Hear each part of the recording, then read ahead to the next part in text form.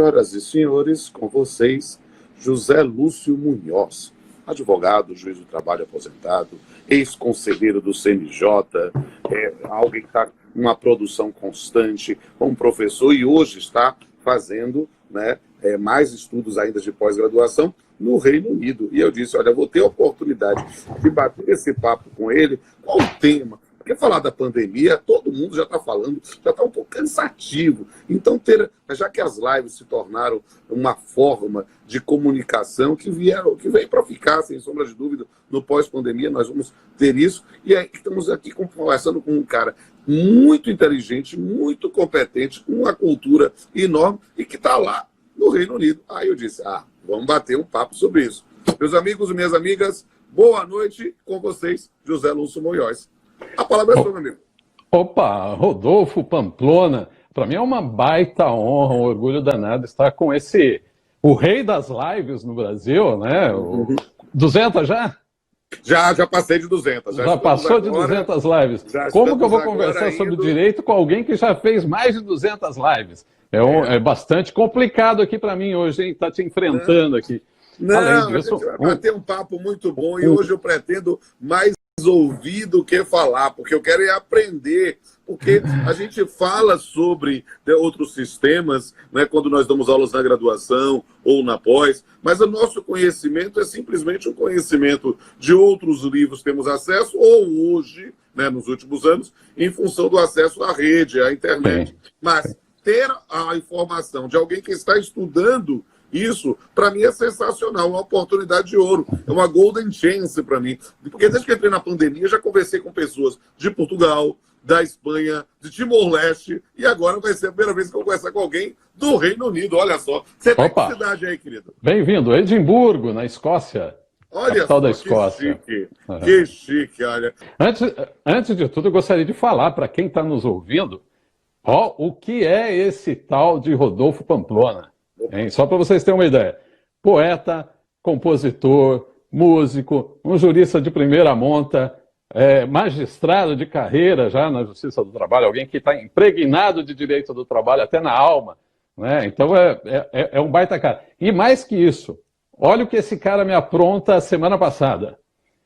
Ele entra em contato comigo e fala, eu lembro quando eu te conheci, foi no segundo semestre de 1995... Para ser preciso, no final do primeiro semestre de 95, no segundo, eu ainda era servidor do TRT da segunda região, o Munhoz ainda tinha barba e cabelo, e aí um pouco mais. Aí eu disse, olha só, conheço há mais tempo que você possa imaginar. Eu não lembro que eu almocei hoje, o cara me lembra quando nos conhecemos, o que é um grande prazer para mim, é claro, né? Participar, acompanhar a tua história. Então... É o meu dom e minha maldição, é minha memória. Então, quando eu vejo alguém, eu digo, eu guardo isso. E depois, por tendo acompanhado, me tornado seu admirador, como uma liderança associativa, você foi presidente da Matra, concorreu para a Matra, foi conselheiro do CNJ, alguém que depois mudou do TRT da segunda para o TRT da 12ª, teve aí o prazer, a honra, o privilégio, que eu não sei se eu vou ter, de conseguir se aposentar. E agora está na advocacia, atuando também no magistério. Para mim, cara, você é uma referência. Então, para mim, é um prazer poder conversar contigo. E aí, eu quero dizer para todo mundo que está nos assistindo, participando, olha, se tiver qualquer dúvida sobre o direito do Reino Unido, o direito do trabalho do Reino Unido, a gente vai bater esse papo hoje aqui, mas pode seguir aqui o perfil do José Lúcio Munhoz aqui no Instagram, que aí você vai conhecer uma grande figura, um grande profissional também. E aí, também aproveita e me segue aqui no R. Pamplona Filho, estou deixando os comentários abertos para o pessoal poder participar. Mas aí, Munhoz, me conte... Com blogs, YouTube, páginas na web, o Instagram, Facebook, o Pamplona está em todo lugar, está em todo lugar. Parabéns. Porque esse tipo de iniciativa, quando contribui para as discussões, é uma doação para o outro, é bastante legal o que você faz e receba sempre meus parabéns aí por isso. Essa é a ideia. Desde que entrei no isolamento, eu incorporei algo que eu já tinha no meu dia a dia, mas virou quase um chavão, né, um bordão meu, aquela frase gigante. Quem não vive para servir, não serve para viver. E dentro dessa possibilidade de poder servir a comunidade jurídica e mesmo leigo em geral, para saber exatamente como seus direitos, como é que estão nesse ponto. Eu digo, olha, está sendo uma oportunidade muito legal. Hoje eu estou um pouquinho mais disciplinado, eu cheguei a fazer 5, 6 lives por dia, agora digo, eu faço uma, no máximo 2, né? Mas para que eu possa também, estou na ativa da magistratura, mantendo os processos em dia, aquela coisa assim, o que eu chamo de postagem de ostentação. Uma vez por mês eu posto meu GIN, né? O gerenciamento de informação do magistrado zerado, não é só em dia não, tem que estar zerado para eu poder ter essa liberdade de servir a cidadania através desses meios. Um deles é as lives através do Instagram. Você perguntou da pandemia aqui. Foi um dos países, o Reino Unido, que também, de início, negou um pouco a importância do problema. Não é? O Boris Johnson tem aquela tradição de ser do espírito conservador, tradicional, linha Trump e um pouco aí do nosso presidente, né? Mas não tanto quanto aos dois, né? É mais ameno. Também houve uma negativa, ele demorou um pouco para começar a implementar as situações aqui. Mas logo que o problema se mostrou grave, ele tem um núcleo científico que, segundo ele, orientava as ações do governo. E a partir daí foi aplicado lockdown, já em março, muito tempo de lockdown. A Inglaterra voltou a abrir segunda-feira da semana passada e segunda agora começou a Escócia a abrir. Nos dois locais, com distanciamento, né, as regras de distanciamento, com condições sanitárias, enfim, aquelas proteções básicas. Os meios de transporte, aeroportos estão funcionando, estão fechados, como é que estão o lockdown? Voltaram a operar. Lógico que está tudo limitado, né? Até porque não tem ainda o movimento de passageiros para esse tipo de coisa. Mas o trem, por exemplo, sempre funcionou aqui, menor quantidade de efetivo, e o problema, porque demorou para tomar posição, foi um dos piores locais também com o resultado de mortes, né? Passou de 40 mil mortos aqui, né? É grande. Nós aqui passamos de 60 mil e a gente precisa realmente, lembrando o tamanho da população brasileira, então é preciso ter esse cuidado, não é? Exatamente. Mas você faz análise proporcional da população, aqui foi um dos piores locais até agora. Por conta dessa... Pô, eu tenho um copo igual a esse em casa. Ah, sim, ó, do Superman, ó. Eu fico aqui, ó. O pessoal fica com inveja dos meus copos da DC. Então, não aqui, não aqui, que aqui eu não tenho, mas enfim. O meu... Então teve essa circunstância. Aí o governo, ele entrou na... Opa, eu prefiro mais esse aí, eu prefiro mais o Batman. Aqui, eu prefiro mais o Batman. Tem uma historinha minha pessoal com o Batman aqui. Ah, o Superman tá com água, então vamos lá. Aí o governo fez aqui aí um programa de retenção de emprego, Job Retention. Ele foi um dos melhores do planeta em termos monetários. Ele paga 80% dos salários de todos os empregados, até o limite de 2.500 libras por mês. Certo. Tá? E isso é muito aqui, é bastante. Isso dá 2.500 libras, dá 17 mil reais por mês.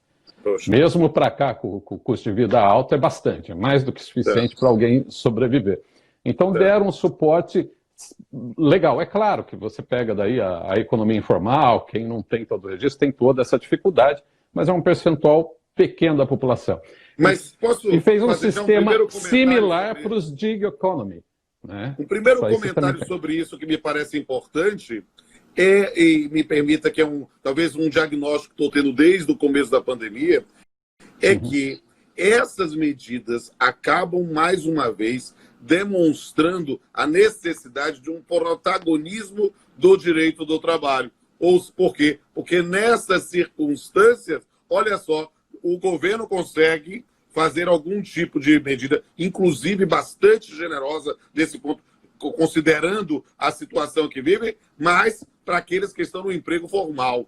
Ou seja, a necessidade de que, para proteger a cidadania, proteger a dignidade do indivíduo, nós tenhamos não essa busca de formas alternativas de trabalho que muitas vezes são confundidas ou são realmente situações fraudulentas, né? Mas mas sim a busca do emprego formal, dessa relação de subordinação reconhecida pelo Estado. Né? Eu fui 4 anos assistente do professor Calmon de Passa, e ele dizia, Pamplona, a lógica do direito do trabalho, que é uma lógica que funciona bem no capitalismo, é dos limites da exploração aceitável.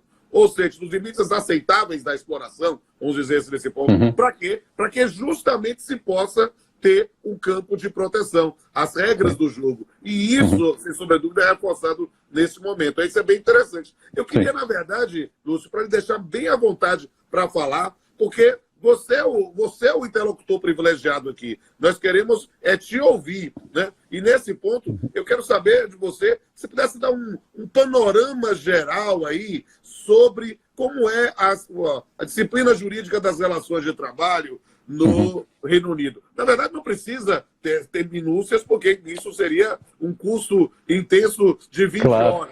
Não, eu quero uma visão geral sobre a questão das relações contratuais, se há uma garantia de retribuição mínima, de jornada, de garantia de emprego. Essas grandes questões, não os penduricários, porque se a gente for explicar CLT para um inglês, ele vai pirar. Né? Imagina. Eu não quero saber os penduricários, eu quero saber a essência da proteção, porque isso pode nos ajudar, inclusive, a desmistificar algumas visões que nós, brasileiros, temos sobre o tema. A palavra é sua. Brilhe como sempre. Obrigado. Bom, a relação de trabalho aqui, é impossível não ter uma relação de emprego, né, no planeta. Qualquer sociedade vai ter uma relação de domínio, ainda que seja do Estado, né, estabelecendo uma relação em que alguém é subordinado ao outro, ainda que você tenha diferentes conceitos de subordinação. Né? Aqui, a vantagem que eu acho em relação ao nosso sistema é que aqui tem, na verdade, 3 sistemas diferentes. Você tem o self-employer, que é o autônomo por si só. Né? Você tem o empregado, o employee, que trabalha sob relação de subordinação, contrato fixo. Mas você tem um terceiro gênero aqui. Você tem o worker. Né? E o worker é aquele que trabalha para outro, tem uma certa subordinação no exercício da atividade, mas ele pode recusar trabalho, ele não é obrigado a cumprir o que lhe pede, eventualmente, mas aí não é primordialmente, ele pode mandar alguém no lugar dele. Então, essa figura de worker tem alguns direitos, não como o empregado. Sim. Então, por exemplo, eu vi muito no Brasil, né? A justiça no Reino Unido decidiu que o Uber, o motorista do Uber é empregado. Errado, né? Decidiu que é um worker. E isso facilita, porque se fosse um empregado não poderia ser demitido, enfim, todas aquelas regras de emprego que se tem aqui, né? Para o empregado, a gente até pode falar disso daqui a pouquinho. Então você tem aqui a figura do worker. Então o que foi decidido é que, no caso, é o worker, o motorista do Uber. Não é? Então ele tem algumas proteções. Uma mínima remuneração pelo seu horário de trabalho, e ele teria aí também os holidays, né, que seria as férias, sempre proporcional ao que ele fatura, ao que ele vende. Então essa foi a decisão que foi adotada. O que é mais fácil de ser adotada isso nesse sistema do que no nosso. Você falar que no nosso o Uber é um empregado, você traz daí uma consequência muito grande. O grande problema do sistema brasileiro é porque é tudo ou nada. Ou seja, exato. Não, aí a discussão, nós tivemos ontem, não sei se você soube no Brasil, aqui uma paralisação de prestadores, de trabalhadores de aplicativo, e as pessoas, eu estou dando entrevista sobre isso o tempo todo, as pessoas vêm cá, mas vem cá, se ele não é empregado, como faz greve? Eu digo, primeiro você precisa entender o que é greve, e depois entender qual é a condição dele. Porque a partir do momento em que você começa a querer dizer que eles são microempresários atuando dentro de uma noção de uma ficção, quando eles têm uma relação de dependência, ainda que não se enquadrem no perfil estrito da relação de emprego. Essa ideia de querer enquadrar na relação de emprego é justamente porque o nosso sistema ou tem a CLT ou tem o inferno. A gente não consegue imaginar Exatamente. uma situação intermediária. Eu não sei se está dentro aí das suas investigações e por isso tentou trabalhar, mas eu fiquei curioso com essa figura do worker, né? E dentro dessa ideia da figura do worker, há algum tipo de proteção em relação à segurança, saúde, em geral, eu digo assim, ou é algo das relações como um todo, talvez do self-employed também, não sei. Queria entender um pouco. De saúde, sim, né? As condições sanitárias, de segurança básica, sim. Qualquer worker está submetido a isso também. Agora, ele não tem, por exemplo, aviso prévio, ele não tem a proteção da dispensa injusta, ele não tem. O contrato pode terminar a qualquer momento, desde que o contratante elimine esse contrato. Então, o Uber pode cortar. Mas, ainda no caso do Uber, é preciso lembrar que eles estavam tentando um recurso para a Suprema Corte. Então, eu não sei efetivamente como está a situação final do processo, né? Porque foi muito divulgado aquela decisão que era do Tribunal de Apelação ali de Londres, mas eles estavam tentando a reversão disso na Suprema Corte. Um primeiro recurso tinha sido negado, mas depois eu não acompanhei mais. Então, não sei efetivamente a situação processual ainda daquele caso como que está. Agora, só um parênteses, na nossa situação aí, quando você tem esses casos similares desses prestadores, né? Eu sempre acho interessante, porque as pessoas normalmente, os profissionais da nossa área aí, que se dividem em pró ou não relação de emprego, mas quando aqueles que defendem a relação de emprego, a sensação que eu tenho é que usam isso como uma sanção. Por exemplo, olha, o cara ganha pouco, é mal remunerado, não tem não sei o quê, então como punição você vai ter a relação de emprego.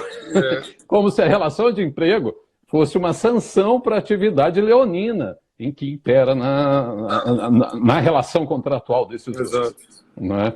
E aí eu já tenho minhas restrições com relação a essa visão. Quando fala como sanção, é que como seria talvez a única forma dentro de um sistema em que se coloca tudo ou nada de preservar a dignidade. E, na verdade, é uma solução que é imperfeita. Por quê? Porque, de fato, nessas circunstâncias, nós podemos ter, sem sombra de a menor sombra pálida de dúvida, situações de pessoas que trabalham como Uber, né, e não tem o menor perfil de empregado, o cara é servidor público, e aí faz Uber em determinado horário, uma vez por mês. É claro que ele não está numa relação de emprego. É justamente por causa das circunstâncias fáticas. E aí sim, de uma superexploração em que se tornou talvez a única fonte de renda, né, para muitos trabalhadores, aí disse, não, tem que enquadrar com uma relação de emprego. Se a gente pudesse, no sistema brasileiro, e isso é muito complicado por causa do império da lei, é verdade, né,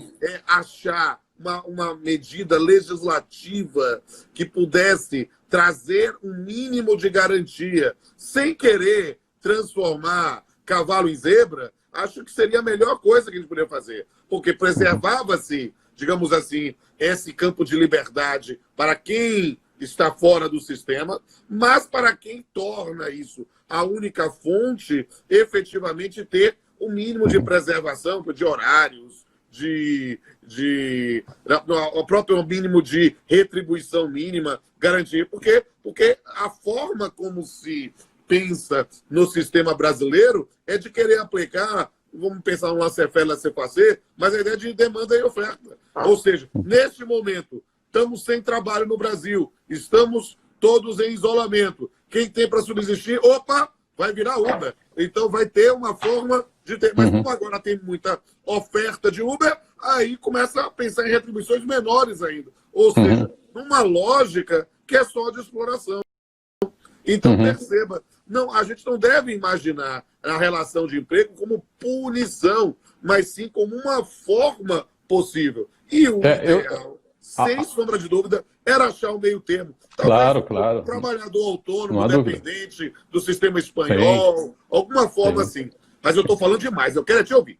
Não, nós estamos proseando e é muito bom te ouvir também. A minha única restrição aí, para caracterizar como empregado, é que 75% da remuneração vai para o motorista. Né? O Uber ter 25% é muito para quem só oferece um aplicativo. É muito. Não é? Agora, daí você considerar que os 75% que o motorista recebe seja considerado um salário nos termos habituais de uma relação de emprego, daí é complicado, porque não existiria atividade. Exato. Né? Porque com 25% você não retribui nem os reflexos fiscais de uma relação de emprego, que dirá férias, 13º e outras e tantas o que é circunstâncias. interessante, uma das coisas que eu acho assim, sabe, eu não sei, eu tô ficando velho, né? Já tenho 25 anos de magistratura, 28 de tribunal, e eu estava com 25 também. Toda eleição, seja à esquerda, seja à direita, todos, sabe, sem exceção, falam que uma das grandes soluções para a relação de emprego é a desoneração da folha. Todo mundo concorda na época da eleição. Assume a presidência, essa história some. Esquerda, direita, todo mundo. Exatamente. É uma das coisas que eu acho mais impressionante nesse ponto. Por quê? Porque efetivamente todo mundo concorda que é o sistema brasileiro que coloca a folha de pagamento como fato gerador de tributo, é uma das coisas mais desestimulantes da atividade econômica, e isso a pessoa não tudo. É um negócio estranho. Eu queria saber um pouquinho, claro, eu quero saber o que você quiser nos colocar, para mim é importante, mas eu queria, na sequência, que você falasse um pouco sobre a atividade sindical no Reino Unido. Eu tenho muita curiosidade, porque sabe aquela coisa do estudioso, do menino CDF, que adora ver filmes, e aí eu fico vendo filmes sobre Margaret Thatcher, ou mesmo, do meu lado, mas Liverpool, a sensibilidade do Billy Elliot, aquela coisa do contexto lá da greve dos mineiros, e a força dos sindicatos, é uma coisa que eu queria aprender. Diga aí. Tá, mas ainda voltando, só na questão do worker, uma das coisas que pegou muito aqui é o zero-hora contrato. É o contrato de zero-hour contract. É o contrato que não tem um horário pré-definido, né? Que seria aí a nossa reforma trabalhista tentou implementar algo do gênero. E é usado aqui em torno de 5% dos contratos são nesse ritmo. E aí é basicamente uma situação de worker. Eu só trabalho quando eu quero, mas tenho aí a garantia, não posso ser discriminado, que são algumas garantias que tem o worker, né? Não pode ser discriminado, tem o salário mínimo, tem as férias, enfim, tudo isso. Com relação aos sindicatos, os sindicatos aqui no Reino Unido tiveram um papel importantíssimo ali na década de 50, 60, 70, mas de lá para cá veio perdendo muito o vigor, o sindicalismo aqui. Hoje deve representar menos de 20% dos trabalhadores sindicalizados, né? Ou seja, representados por um sindicato aqui no Reino Unido. Isso veio desde a política, principalmente de Thatcher, né? Que até quando ela faleceu aqui, movimentos sindicais que celebraram. Foi circunstancial. Mas porque, na verdade, vamos falar sobre ela, bem ou mal, ela bancou, ela peitou, né? Como nenhum outro político teria peitado sindicatos no passado. Se isso foi bom para a economia ou péssimo como foi para os sindicatos, é algo que a história que julga. Mas, sem sombra de dúvida, essa postura mostra que, digamos, explica essa comemoração da morte dela. Né, Sim. E os sindicatos aqui, ao contrário do Brasil, que faz de conta, né? No Brasil a gente tem a tendência a fazer de conta. Né? Vamos fazer de conta que os sindicatos são neutros, que não podem apoiar ninguém. E a gente sabe que todos os sindicalistas apoiam em um braço político. Aqui é oficializado, ou seja, o sindicato pode apoiar um partido, pode depositar dinheiro para o partido, e aqui os partidos fazem muito com o Partido Trabalhista, aqui, Labour Party. Então eles têm uma atuação bastante vinculada realmente com uma estrutura oficial partidária. Né? Mas aí, um dos principais modos de diminuir a força do sindicato, olha só que curioso, né? E foi um pouco que foi adotado aí pelo Getúlio, na nossa CLT. Né? É instituir os direitos trabalhistas por via legal, em estatutos legais. Aí, se você tem, o limite de jornada é 8 horas, aí você não precisa do sindicato estar brigando para diminuir a jornada. Se você tem um salário mínimo básico fixado em lei, o sindicato só vai tentar brigar para aumentar esse valor, mas não para estabelecê-lo legalmente. Se você tem férias, estabelecidas legalmente, o sindicato vai perdendo força conforme você vai legalizando, né, estatutariamente, que aqui no caso as leis são chamadas statutes, né, estatutariamente você vem normatizando esses direitos trabalhistas. Tanto que aqui se aplica o common law, e o common law a gente sabe, né, é uma produção jurisprudencial de quais são os direitos, né, normalmente aplicados aos cidadãos. É claro que há participação legislativa também, né, não excludente, mas é menos regulado do que numa situação do civil law, como a nossa, que só o que está na lei é que me obriga. Aqui não. As decisões judiciais vão criando os precedentes que acabam obrigando a conduta das pessoas a observar aquele tipo de regramento. E quando eu fui fazer a primeira audiência aqui em 2015, acho que eu fui convidado aqui para uma audiência, e eu fui com o presidente do Employment Tribunal, Court of Appeal lá de Londres, sim, e ele me colocou na mesa junto com ele. Ele foi muito gentil, porque ele colocou para mim o processo, colocou um livro, que era a lei, maior que a nossa CLT, maior que a nossa CLT. Aliás, tem um aqui, ó. Opa! Ó só o tamanho. Isso, ó. Legislação, ou seja, jeito positivo, civil law, no direito britânico, né? Aí eu falava exatamente para ele, cadê o common law aqui, né, depois da audiência? Porque quando ele perguntava alguma coisa para o advogado, né, o advogado falava alguma coisa durante a audiência, ele falava assim, para me ajudar, né, então eu me localizar, ele falava, que página, doutor? Né? Só para que eu pudesse olhar a página e tal, e poder acompanhar o debate. É muito regulado. Então, os direitos são estabelecidos legalmente, tal, as regras. E isso diminui a força dos sindicatos. É uma regulamentação geral ou uma regulamentação específica de atividade econômica ou profissional?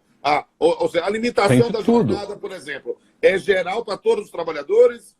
Temos categorias diferenciadas? Como é que funciona isso? Tem situações diferenciadas, como os médicos. Tem um limite geral. O limite geral, por exemplo, é 48 horas semanais. Certo. E você pode fazer um acordo para trabalhar mais que isso. Certo? Individual mesmo. Individual. Você pode. Mas, o que acontece? Normalmente, o limite normalmente aplicável para os menores de 18 são 40 horas. Entendi. 40 horas. Acima de 18 anos, você pode trabalhar 48 horas. Há uma idade mínima para trabalhar? Não, tem, mas eu não saberia te dizer exatamente aqui. Podem trabalhar como aprendiz, né, os menores de 18, como na nossa situação, e os aprendizes também maiores. Eles têm o menor salário, é o dos aprendizes, é 4,15 por hora, enquanto o salário mínimo de um maior adulto é de 8,72. Então é menos da metade que ganha um aprendiz. Pode ser um aprendiz maior? Pode. E aí, no caso, ele vai ganhar esse salário, mesmo sendo maior de aprendiz, no primeiro ano da aprendizagem dele. Depois, a partir do segundo ano como aprendiz, ele recebe o salário dele normal, como todo trabalhador, que vai acima de 25 anos, é 8,72 por hora. 8 vezes 7, estou ruim de conta aí. 7 vezes 56, vamos lá. 56, mais ou menos, por hora trabalhado, né? Se for entre 21 e 24, ou seja, de acordo com a idade, menos de 18 é 4,55, de 18 a 26,45 por hora, de 21 a 24, 8,20, e acima de 25 anos é 8,72 por hora. Esse é o salário mínimo. E aí, o que começaram a estabelecer leis, e além da atuação, é claro, do próprio governo combatendo o sindicalismo. E a globalização, né, que veio com a ideia de flexibilização, o sistema neoliberal. A imigração dificulta a sindicalização, porque os migrantes não querem se sindicalizar, não querem se envolver em política, né, não querem buscar esse tipo de situação normalmente. Então, tudo isso foram sistemas que vieram a enfraquecer a atuação sindical. E os sindicatos podem, é claro, né, fazer a negociação coletiva. Eles, inclusive aqui no Reino Unido, têm a garantia de emprego. Se você tem mais de 2 anos como empregado da empresa, você tem uma limitação no poder demissional do empregador. Tá? Eles não assinaram a Convenção 158, mas quase não tem necessidade, porque para você demitir, por exemplo, você tem uma empresa, você instituiu uma máquina nova, e aí você não precisa dos 10 empregados, você vai cortar 3 desses 10 empregados que você tem. Você tem que estabelecer com os empregados uma negociação prévia, uma negociação. Você tem que estabelecer uma negociação formal com eles de quais serão os critérios para escolher os 3 que serão dispensados. Sensacional! Entendeu? Se for mais de 20 demitidos, aí você precisa fazer essa negociação com o sindicato. Tá? Mesmo que não... Ou seja, o sindicato, ainda que eles não sejam sindicalizados. Então, o sindicato é chamado e esse procedimento pode demorar, se for uma demissão simples, de poucos, diretamente, em torno de 30 dias, essa negociação para estabelecer os critérios, ou até 90 dias com o sindicato. Tá? É obrigatório essa negociação. Se não tiver essa negociação, o empregado já entra de cara e fala, eu fui unfair dismissal, então fui demitido injustamente, e aí eu quero minha indenização. Né? Isso chama redundância aqui. Então, quando a empresa tem redundância, caiu o número de clientela, situação econômica difícil, mudou a estrutura dela, enfim, ela precisa reduzir quadros. Normalmente, se adota a política do the last first, o último primeiro. Então, quem o último entrou na empresa é o primeiro que vai perder o emprego. Entendi. Normalmente. Mas se você pega uma demissão em massa, os últimos são todos jovens, aí não se aplica isso porque seria discriminatório em relação à idade. Entendi. Então, por isso que passa por esse processo de negociação. Se você tem mais de 2 anos na empresa, ainda que você seja dispensado por redundância, você teria uma indenização. Então, realmente não é preciso mais, foi lá, passou o processinho, e aí você é dispensado. Então, você tem uma indenização, que é também de acordo com a idade. Entendi. Tá? Também de acordo com a idade. Meio salário, meia semana de salário por ano para menores de 22 anos, uma semana de salário por ano entre 22 e 41 e uma semana e meia de salário por ano para os que têm acima de 41 anos. Certo. Então, esse que vai ser o cálculo do redundância. Além disso, se ele entender que ainda que o procedimento, que tenha havido, o procedimento ou não tenha havido, que a sua dispensa foi discriminatória, aí qualquer um pode entrar com uma ação judicial e falar, eu fui discriminado, eu quero uma indenização, além dessa compensação. Porque essa compensação é só para quem tem mais de 2 anos.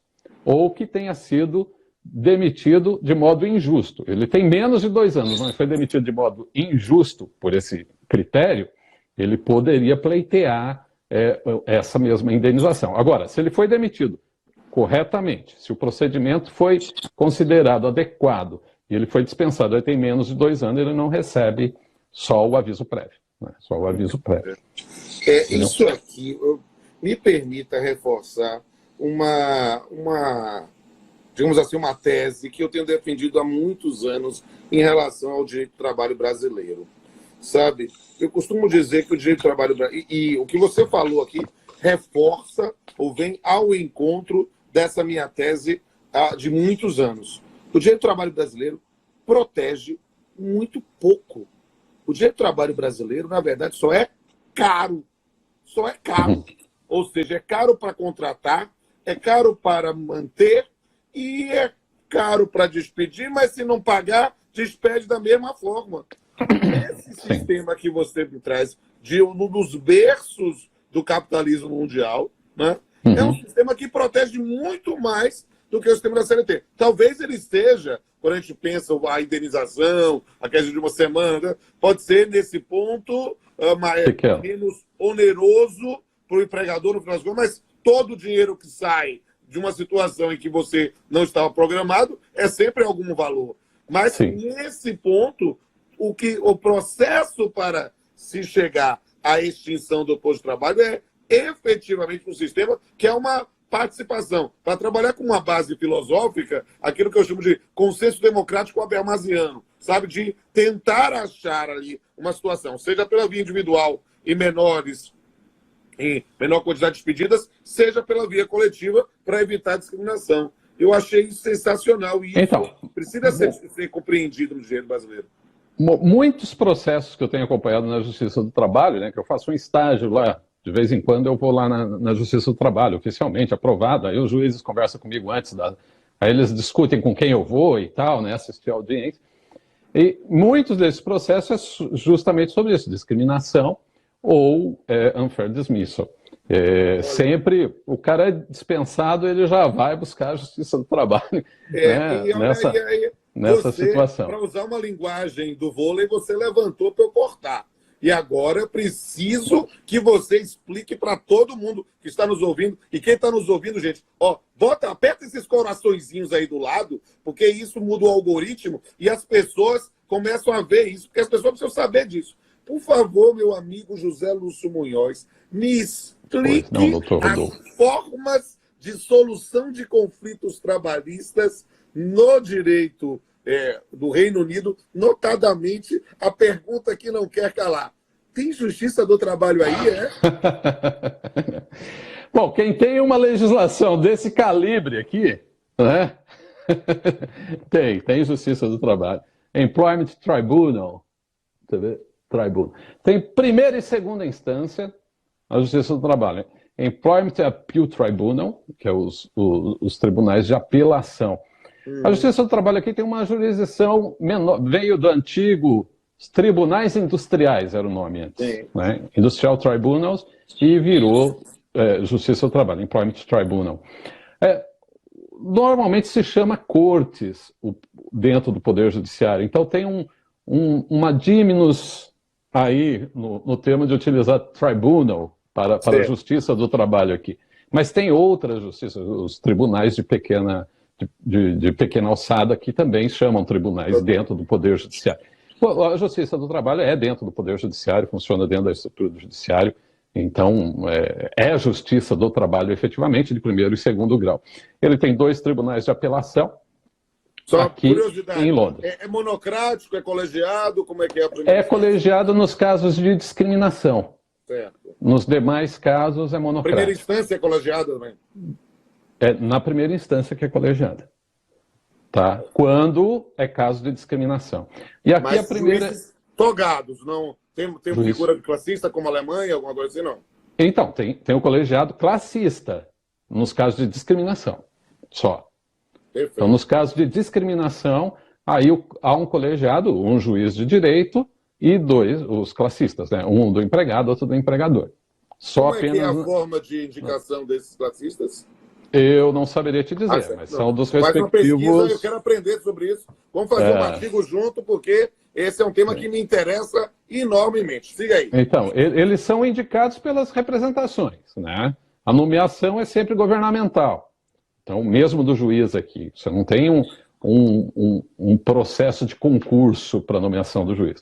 Quando tem vaga, eles abrem, os advogados se inscrevem, eles analisam o currículo, chamam uma banca com profissionais.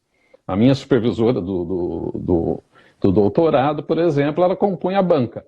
Ela é professora, não é juíza, não é nada, e ela compõe a banca de avaliação dos candidatos a juiz do trabalho. Né? Aí eles compõem a banca e acabam escolhendo lá as pessoas. E tem o part-time judge também, que ele é advogado, se candidata para ser part-time judge. Então ele vai trabalhar meio período como juiz do trabalho. Tem outros ramos do judiciário também com essa figura. E volta. Mas você tinha me perguntado, a gente estava num ritmo e acabamos desviando o assunto. As formas de resolução. Tem a Justiça do Trabalho. E é interessante porque a Justiça do Trabalho, a jurisprudência, aqui chama jurisdição, e às vezes eu me confundo um pouco, desculpa.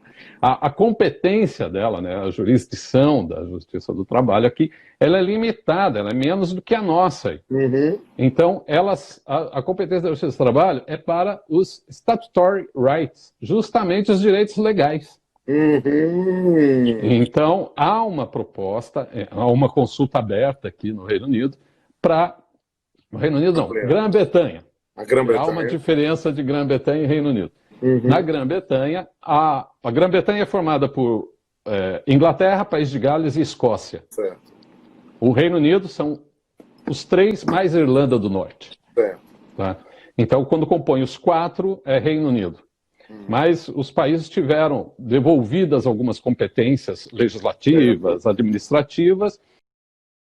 Então, a Irlanda tem muita atividade autônoma, a Irlanda do Norte. Sim. Então, por exemplo, na Justiça do Trabalho e os direitos trabalhistas, ela é independente. Então, não posso falar isso de Reino Unido. Entendi. É bretão. É da Grã-Bretanha o direito nesse caso.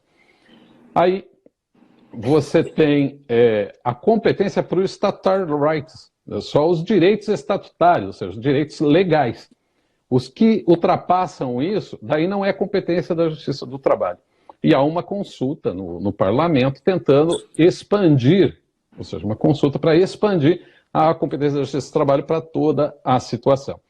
Então, por exemplo, você tem aqui, você trabalhou extra hours, você tem 48 horas, mas você trabalhou mais e não te pagaram mais por isso. Uhum. Não há um adicional de acréscimo por horas extras. Entendi. Certo?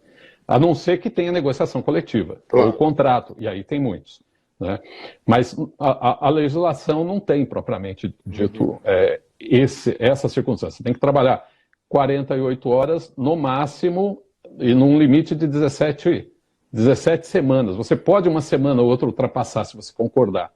Mas no limite de 17 semanas, você tem que ter a média de 48 horas. Se você trabalhou mais, a empresa pode ser punida por isso e tal.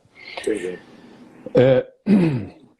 Então, eles têm essa tentativa de ampliar os horizontes da Justiça do Trabalho. Então, se você tem, por exemplo, uma disputa de horas extras, por exemplo, esse é um direito estatutário e é um direito contratual, porque você estabelece no contrato quantas horas. Então, o sujeito pode entrar na Justiça do Trabalho e pode entrar na Justiça Comum. Entendi. Ele pode optar. A vantagem da Justiça do Trabalho não tem custa nenhuma, não é? E só que tem a prescrição. A prescrição são 3 meses para você entrar com uma 3 meses menos um dia.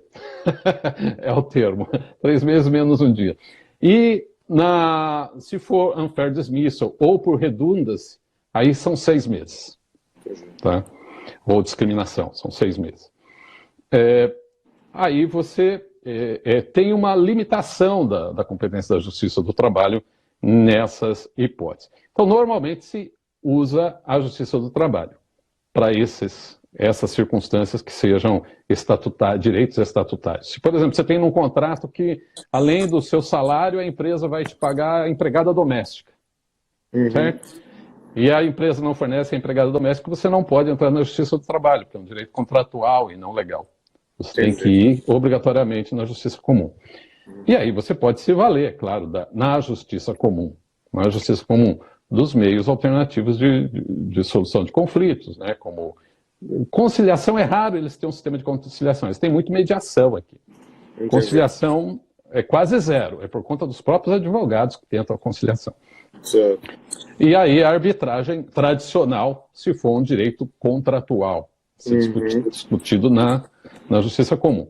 Na Justiça do Trabalho, você é obrigado a acionar o EICAS. EICAS é um sistema, tipo uma delegacia regional do trabalho, mas com uma estrutura muito superior.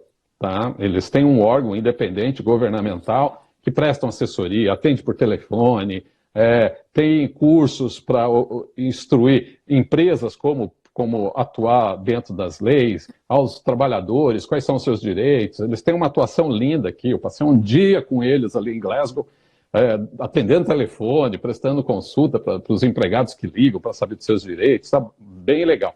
Quando você vai entrar com uma ação, você é obrigado a entrar no EICAS, exceto naquelas situações também de discriminação e tal. E você fala, tem uma tentativa de conciliação. A não ser que você diga para o EICAS, eu não quero conciliar, não quero, eu estou vindo aqui porque eu sou obrigado, não quero conciliar, e o EICAS dá um papelzinho que você foi lá, e aí você pode entrar na Justiça do Trabalho. Sem isso, você não entra na Justiça do Trabalho. Você entra com a ação, vai ser dismissal, né? Vai ser extinto sem julgamento do mérito.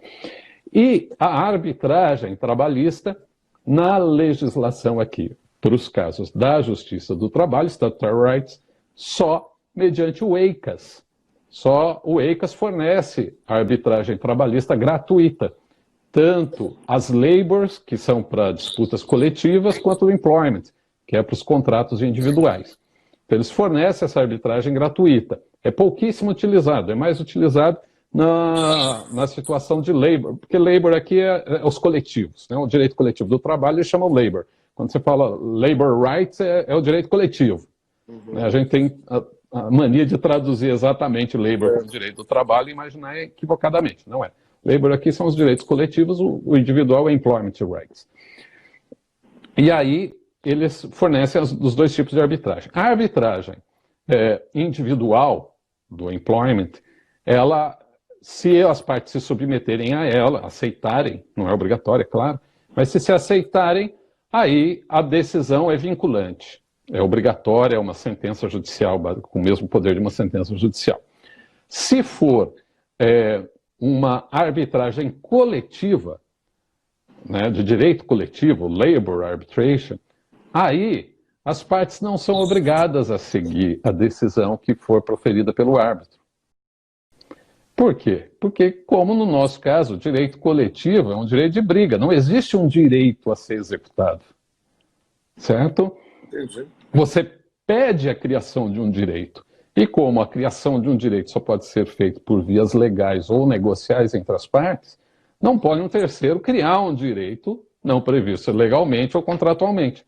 Então, essa arbitragem coletiva, ela não tem imposição obrigatória, mas mais de 90% cumpre essa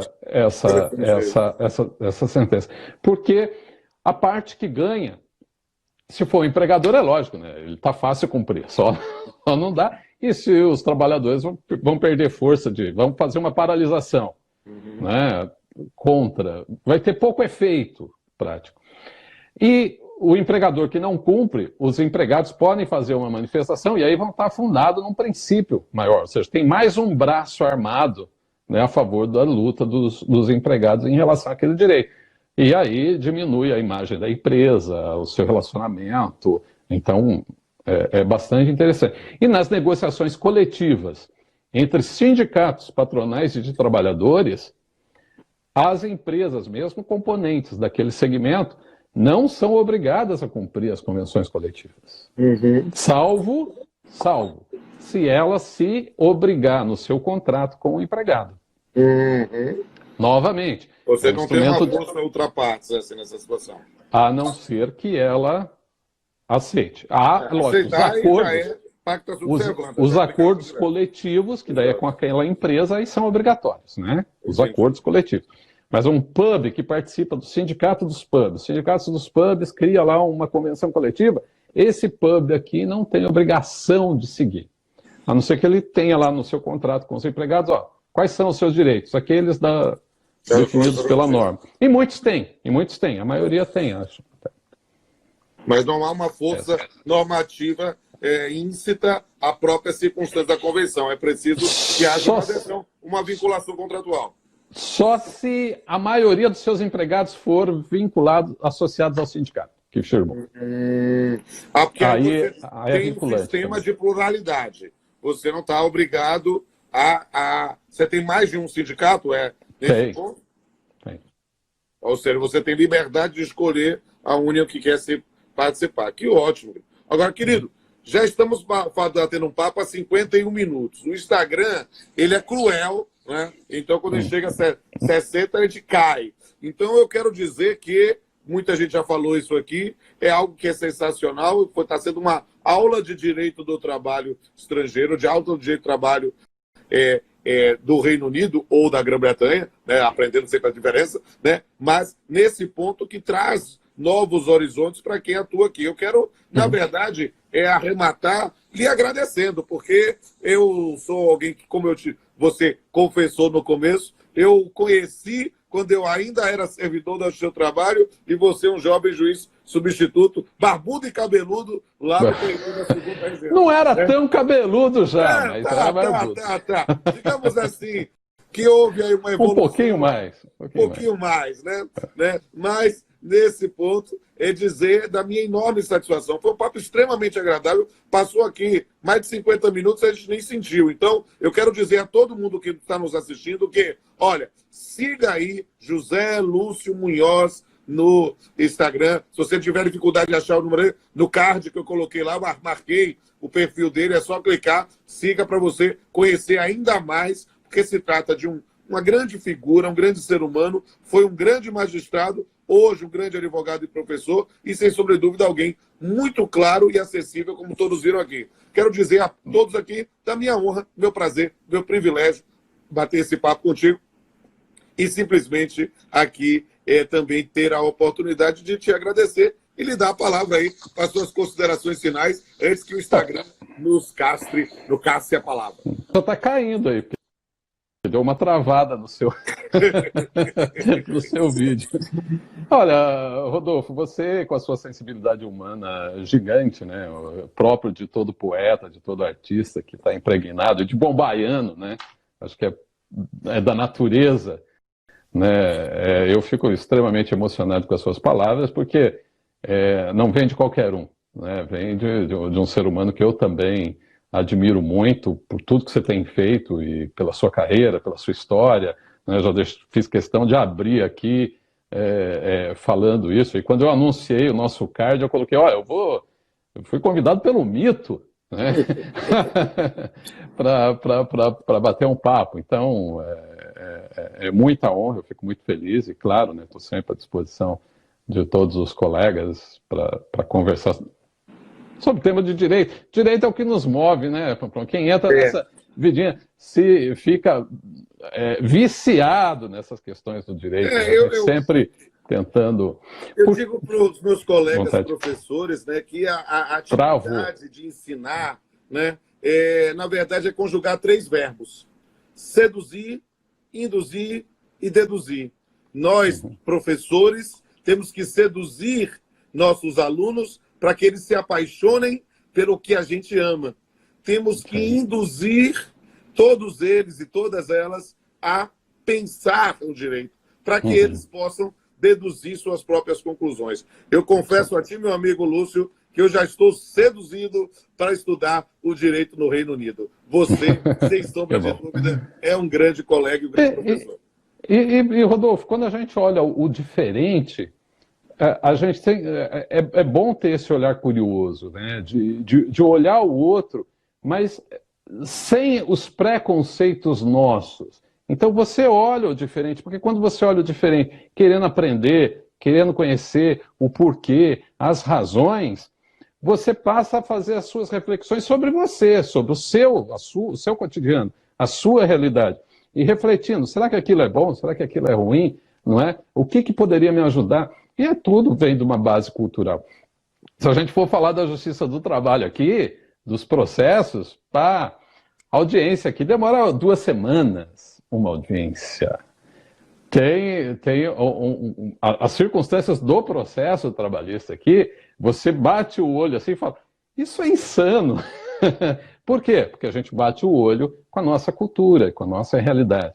E para eles, o day in court, né, a possibilidade de expor o seu caso sem interferência judicial, porque o juiz quase não interfere, dá liberdade para os advogados, um sistema adversarial, um advogado contra o outro, aquele sisteminha americano que a gente, né, é acostumado a ver nos filmes, é um direito básico de cidadania para eles. Então tem uma importância grande nisso.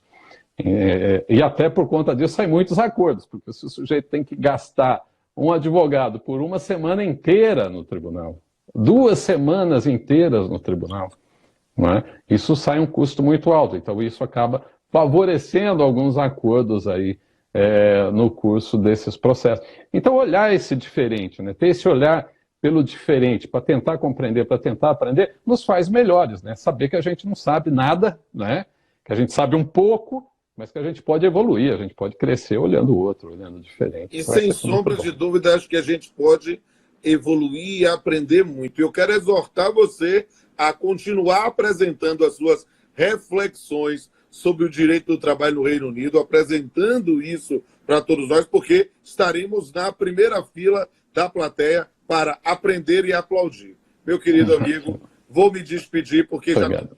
daqui a pouco vai aparecer aquele contadorzinho implacável de 2 minutos para a gente cair, e eu não quero ter o desprazer de cair sem poder me despedir e registrar publicamente também a minha admiração por você. Todos e todas que nos seguem, por favor, quero bombando aí o Instagram do José Lúcio Monhóis.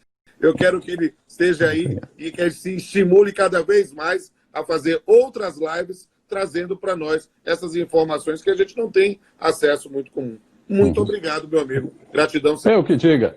Ó, um beijo no coração e de todos aí que estão nos assistindo. Fiquem com Deus, que o Papai do Céu proteja todo mundo e se cuidem, tá bom? Amém.